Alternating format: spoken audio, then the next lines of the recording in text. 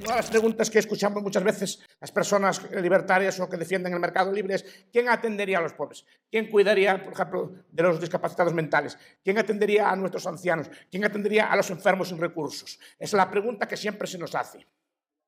Bien, la pregunta es, y de hecho, no podemos imaginar un mundo en el que no sea así porque estamos acostumbrados a eso. Miren, yo recuerdo el caso cuando fue la guerra de Irak, en el año 2003. Irak, la comida, si no recuerdo mal, se daba con cupones. O sea, la comida la daba el Estado. La daba a través de racionamientos, daba la comida en el Estado como se da en algunos países del mundo la comida a través de cupones, de cartillas o de racionamientos.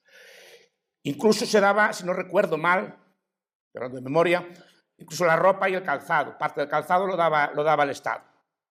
Entonces, muchos iraquíes, cuando los Estados Unidos quitaron al régimen de Saddam, quitaron el régimen de seguridad social que había. Entonces, la comida ya no la prestaba el Estado. El vestido ya no lo prestaba el Estado. Y la gente preguntaba, ¿cómo vamos a hacer para comer y vestir si no hay Estado? Pues harán como nosotros, irán a la tienda y comprarán el producto.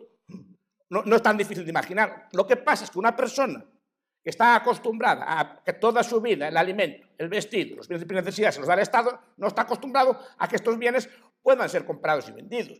Y de hecho, yo creo que mi país y en el suyo, la comida, el vestido y buena parte de los insumos básicos son comprados en el mercado y gracias a eso pues, se consigue más o menos una razonable distribución de alimentos. Hay alimentos, por lo menos en mi país, para casi todo el mundo y yo veo a la gente por la calle vestida. O sea, que debe haber una producción mínima de bienes para cubrir incluso los mínimos de ese estilo, que pueden ser más o menos altos, etc. Entonces, la pregunta es, ¿pueden los servicios sociales ser prestados de otra forma que de forma estatal? Yo creo que sí. Lo que se le llama a muchos países la privatización de los servicios sociales, básicamente es que el Estado presta el servicio con fondos públicos, pero los presta una empresa privada.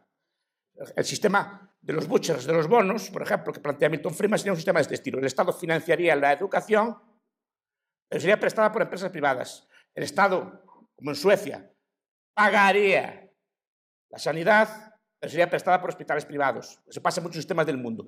Ambos son sistemas estatales, solo que en uno la prestación es directa por el Estado y en otro la prestación es indirecta, limitándose el Estado a prestar los fondos. Y eso hay muchas formas, hay concesiones administrativas, hay empresas públicas, hay sistemas de concesiones, hay muchas formas de prestar ese servicio, de forma directa o de forma indirecta.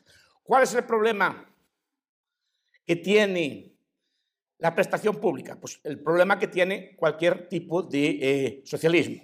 Cuando hablamos de una sanidad pública, como es en España, casi monopolista, se entiende que el Estado es socialista en el ámbito de la sanidad. Se entiende que el Estado es socialista en el ámbito de la educación. Se entiende que el Estado es socialista en el ámbito de las pensiones, por ejemplo. En España son sistemas socialismo parcial. La economía global del país, más o menos a grandes rasgos, es una economía de corte capitalista, pero hay áreas de esa vida social que están controladas por el Estado y operan, digamos, en régimen socialista. Por ejemplo, el dinero es un régimen socialista. Toda la creación, el proceso de creación de dinero es socialista.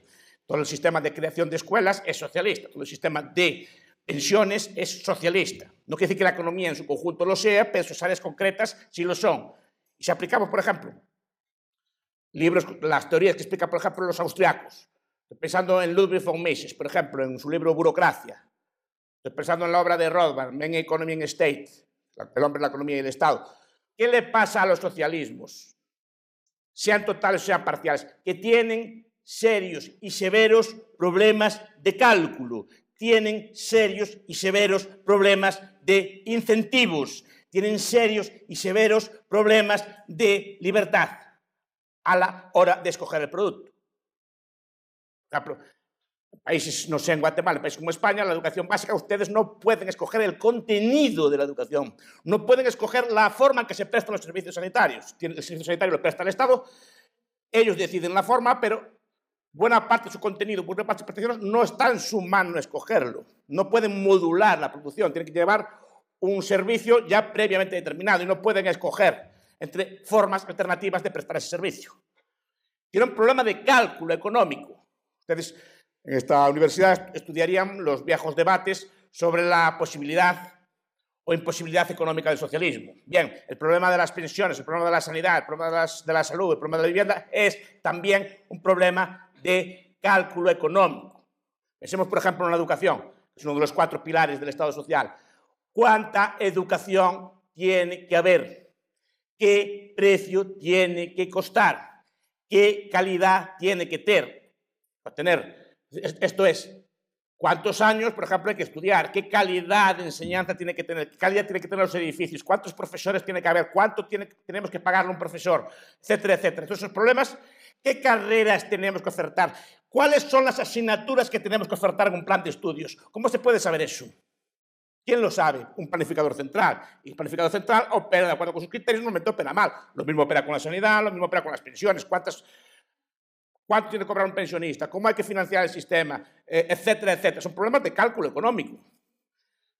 Simplemente el gobierno establece un precio, un criterio y esté bien o esté mal, lo hace. Y de ahí, por ejemplo, buena parte del fracaso, el problema que hay en las escuelas es que buena parte de los contenidos, buena parte de los currículos no se adecúa a lo que los usuarios quieren o a lo que las empresas o empleadores quieren. Simplemente se da lo que el Estado entiende que es pertinente. Es un problema económico de primer orden. Yo lo que quiero aquí criticar es que el Estado ni fue ni es la única forma de prestar servicios sociales. De entrada, porque el Estado también define lo que es un servicio social, define lo que es un pobre, define lo que es un enfermo, define lo que es una persona sin recursos, que eso es una cosa que al principio parece fácil de hacer, no es tan fácil de hacer de forma justa, a eso me estoy refiriendo.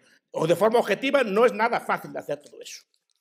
Depende de definiciones previas, cosa que el mercado, por ejemplo, ese tipo de cosas no las necesita. Introduce elementos como el concepto de derecho, es decir, que yo tengo derecho a una prestación, tengo derecho a una serie de bienes que son difíciles también, esto ya sería otro debate, de justificar de forma filosófica. ¿Qué alternativas tenemos entonces? Primera, el mercado. Vamos a ver. Las necesidades básicas humanas, ¿cuáles son?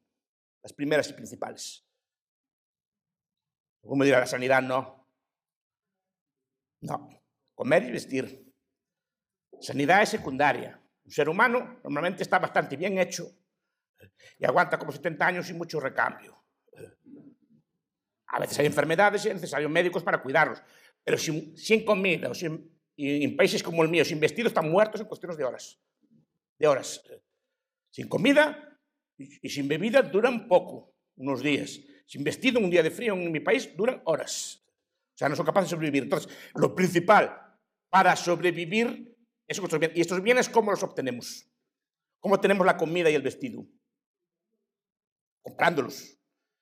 Y no solo eso. Son dos bienes que históricamente han reducido su precio espectacularmente.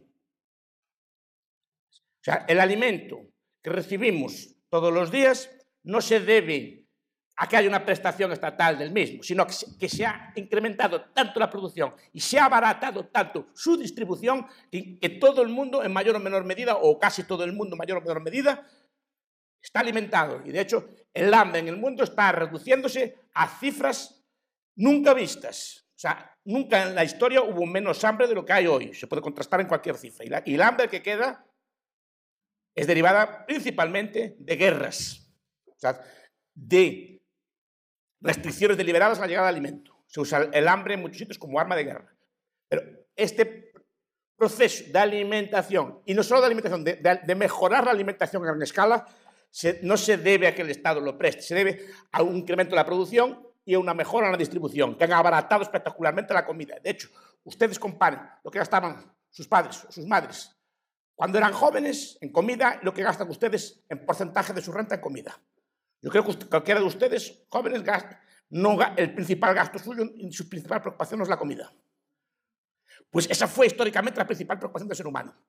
Entonces digo, el mercado suministra los bienes básicos. El mercado históricamente puede suministrar perfectamente educación, puede suministrar perfectamente sanidad, puede suministrar perfectamente vivienda y puede suministrar protección frente a la vejez, por ejemplo. Fondos de inversión, por ejemplo. Planes de pensiones. Toda la rica industria del seguro. El seguro, que es un invento que creo tiene sus orígenes pues, relativamente en el siglo XVII y XVIII. Hay un libro que le gusta a Pablito de Epstein, Against the Gods, que nos habla mucho de la historia del seguro. Es decir, el seguro es una institución pensada para casos de enfermedad, para casos de fallecimiento prematuro o incluso pensado para sistemas de jubilación. Ustedes, con los sistemas financieros o los mecanismos financieros, las herramientas financieras que hay, pueden prever perfectamente su futuro y el de los suyos, sin problemas. Si son precavidos y obviamente si tienen los medios también. Es lo que vamos a decir. Pero como mecanismo funciona bien y es más, cada vez son más perfeccionados. Y pequeñas sumas ahorradas ya desde joven pueden derivar en grandes sumas cuando ustedes se jubilen. Claro, es necesario tener conocimientos financieros y es necesario pensar a largo plazo. Pero como mecanismo de previsión de la vejez funciona perfectamente.